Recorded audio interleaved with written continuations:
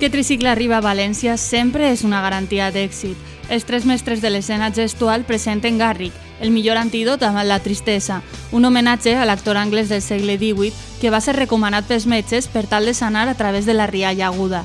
I també un especial pels seus 30 anys dalt dels escenaris que concentren 15 minuts dels millors gags de la seva trajectòria.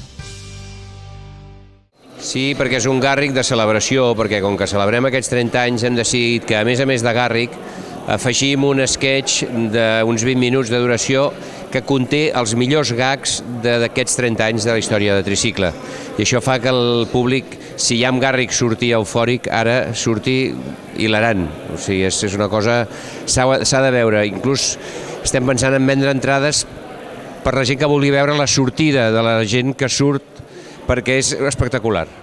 Bueno, sí, es contagia la felicitat i les ganes de fer l'amor. A vegades té que vindre la policia urbana dels llocs a dir, per favor, háganlo en casa, perquè la gent surt amb un entusiasme, riu tant que... bueno, que... Demostra-li. No, que vindrà la policia i em detindrà. Tot i... no sé si ho saben, però és molt guapa aquesta dona que ens està entrevistant.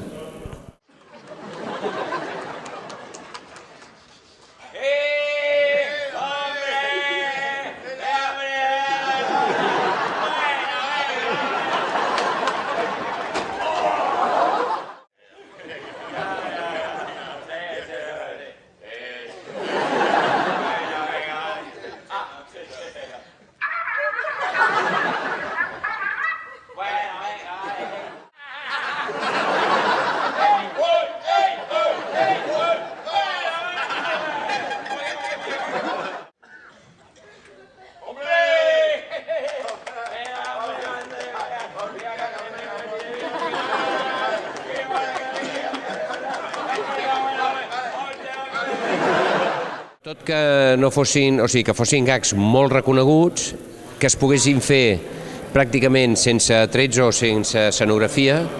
Sense vestuari, perquè hi ha un moment que el Carles surt absolutament nu i fent alguns gags molt divertits. La veritat és que són tots tan bons que vam optar per fer una mena de pòstits, unes targetetes amb els gags.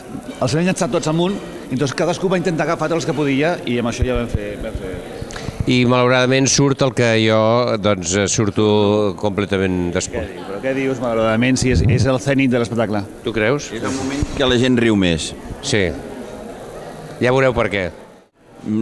Sí, perquè encara s'ha de conservar sempre la por escènica, perquè així et fa estar viu, perquè si no tens aquell petit nerviosisme de sortir a l'escenari, no pots actuar bé. Necessites tenir encara una miqueta de por. Jo, per exemple, a mi em fa por ara que perdre el tren. Sí, és tardíssim. Hem de plegar aquesta entrevista, no pot continuar.